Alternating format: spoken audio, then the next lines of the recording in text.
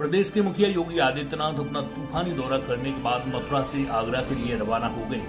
मुख्यमंत्री 2 घंटे तक मथुरा में रुके, जहां उन्होंने कोविड-19 कंट्रोल से लेकर जिला अस्पताल तक का निरीक्षण किया।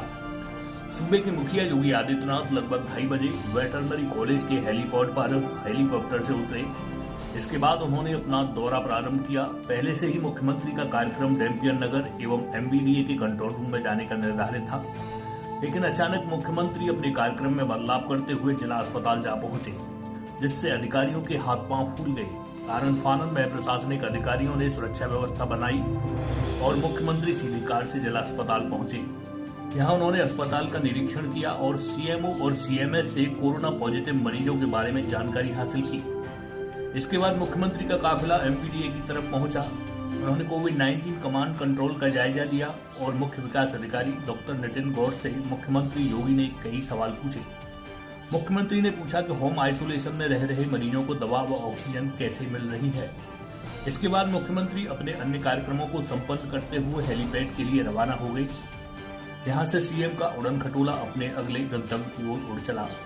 मुख्यमंत्री के इस दौरे के बाद जिले की स्वास्थ्य सेवाएं कोरोना से लड़ने में कितनी प्रभावी साबित होंगी, क्या उनमें कुछ सुधार हो पाएगा, यह आने वाला वक्त ही बताएगा।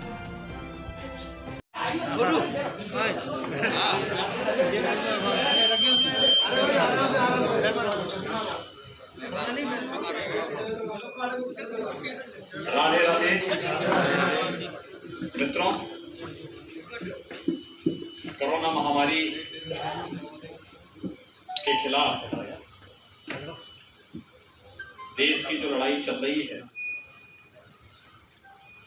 देश की इस लड़ाई को आदरणीय प्रधानमंत्री जी के मार्गदर्शन में और उनकी प्रेरणा से देश के सबसे बड़े प्रदेश उत्तर प्रदेश में भी प्रभावी ढंग से आगे बढ़ाने का प्रयास किया जा रहा है।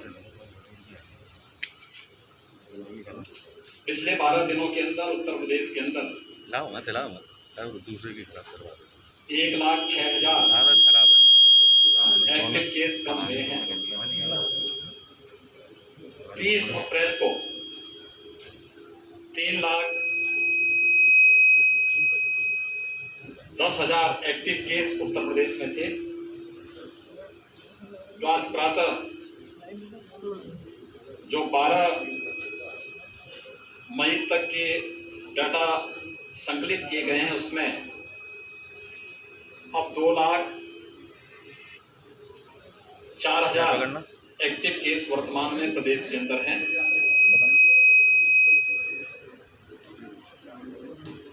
प्रदेश में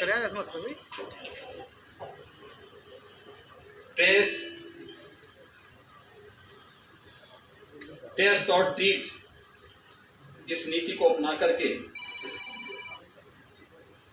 अर्ली एंड एग्रेसिव कैंपेन पूरे प्रदेश के अंदर प्रारंभ किया है और उसके सार्थक परिणाम भी अब हम सबके सामने आ रहे हैं।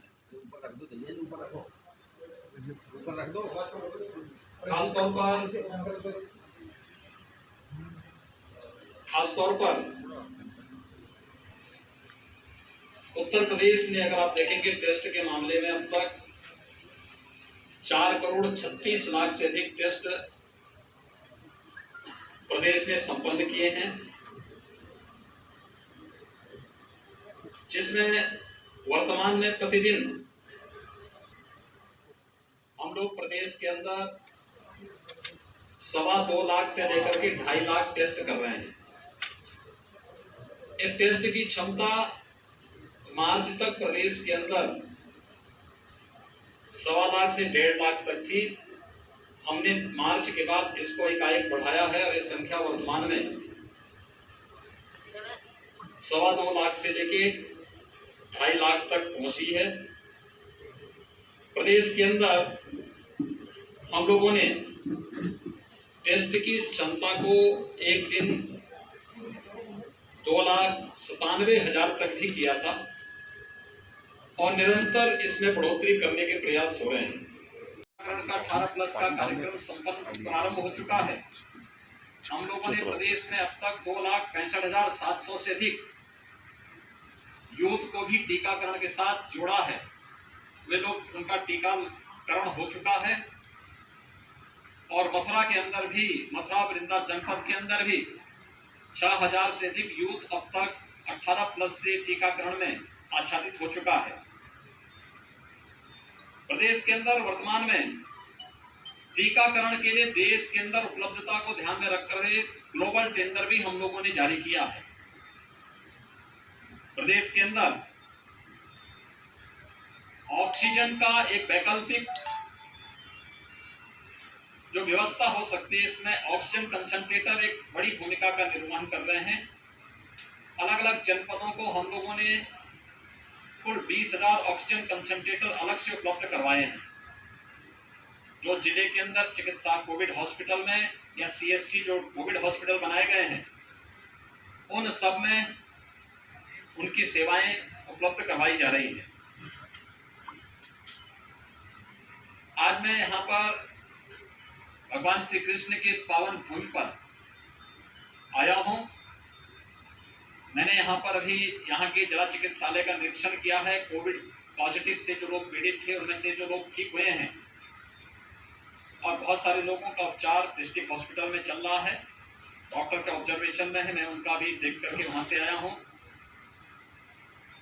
कुछ लक्षण युक्त लोग भी वहां पर आए हैं, उन लोगों को भी ऑब्जर्वेशन में रख करके उनको तत्काल बेड्स उपलब्ध कराने की कार्रवाई चल रही है।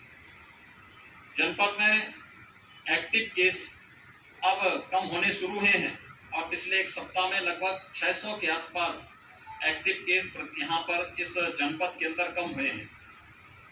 डेली टेस्टिंग क्षमता को बढ़ाने के लिए जनपद प्रशासन को कहा गया है।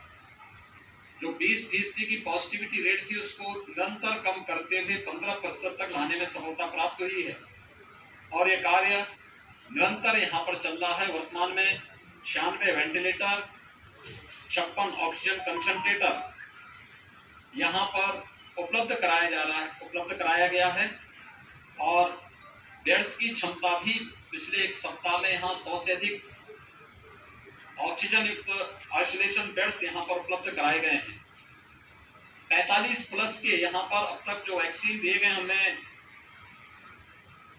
1,58,200 से अधिक लोगों को यहाँ पे 45+ में वैक्सीन दिया गया है और 18+ में 6,000 लोगों को यहाँ पर अब तक वैक्सीन उपलब्ध कराया गया है। मैं धन्यवाद दूंगा यहाँ के अपने जनप्रतिनिधियों को भी, जिला प्रशासन को भी और उन सभी को जिन्होंने ऑक्सीजन की मांग होने के साथ ही यहाँ पे ऑक्सीजन प्लांट भी प्रारंभ करने में अपनी मदद की। हम लोगों ने लिक्विड ऑक्सीजन से भी यहाँ मदद करने की प्रयास किया है और ये यहाँ पर उपलब्ध कराया जा रहा है। वर्तमान में कुल 11 नए ऑक्सीजन प्लांट यहाँ पर स्वीकृत किए गए हैं, जिनके माध्यम से आने वाले समय में ऑक्सीजन में आत्मनिर्भरता या किसी भी परिस्थिति का सामना करने में मथुरा जनपद सक्षम होगा और बाहर की निर्भरता पूरी तरह समाप्त होगी। कोविड कार्य के लिए 32 एम्बुलेंस केवल जनपद के अंदर डेडिकेट की गई हैं, जिनके माध्यम से लोगों को ये सुविधा उपलब्ध करवाने में मदद मिलेगी। कोविड यह एक महामारी है और महामारी को एक सामान्य फ्लू मानने की भूल हमें नहीं करनी चाहिए। बीमारी में बचाव सर्वोत्तम उपाय है,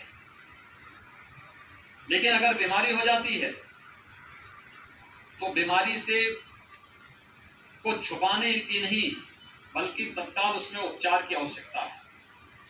और मेरी आप सबसे अपील होगी कि लोगों को जागरूक किए जाने की आवश्यकता है कि बीमारी को छुपाया न जाए, बल्कि तत्काल टेस्ट करवा करके और हम लोग अपना उपचार शुरू करें। हम लोगों ने इसीलिए प्रदेश के 97,000 राजस्व गांवों में वर्तमान में स्क्रीनिंग का एक विशेष अभियान निगरानी समिति और आरआरटी के माध्यम से प्रारंभ किया है, जिसमें ग्रामीण क्षेत्र में निगरानी समिति स्क्रीनिंग के साथ ही मेडिकल किट भी वितरण कर रही है और जिन्हें वे चिन्हित करती है उन लोगों को आरआरटी के माध्यम से एंटीजन टेस्ट 24 घंटे के अंदर हो इस लक्ष्य के साथ एक अभियान चलाया जा रहा है जिसकी वर्ल्ड हेल्थ ऑर्गेनाइजेशन ने भी जिसकी सराहना की है और इसके बहुत अच्छे परिणाम भी हमारे सामने अब तक देखने को मिले हैं।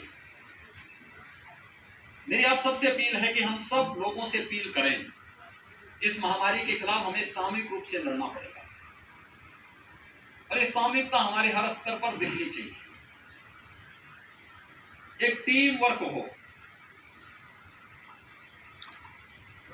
कोई भी ऐसी बात न कहें जो हेल्थ वर्कर्स के मनोबल को तोड़े, कोरोना वॉरियर्स के मनोबल को कम करे। इसके लिए जिम्मेदार पदों पर बैठे हुए लोग जब इस प्रकार की हरकतें करते हैं, ये पूरे अभियान को कमजोर करने की एक शरारतपूर्ण चेष्टा होती है और इसको हर हाल में रोकने की आवश्यकता है।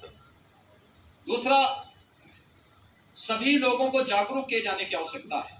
जागरूकता इस बात को लेकर कि हाई रिस्क कैटेगरी से जुड़े हुए जो लोग हैं, 60 साल से ऊपर के लोग, 10 साल से छोटी उम्र के बच्चे, गर्भवती महिलाएं, एक या अधिक बीमारी से ग्रसित कोई भी व्यक्ति और कम इम्यूनिटी से जुड़े हुए लोग, कमजोर इम्यूनिटी से जुड़े हुए लोग घर के बाहर न निकले।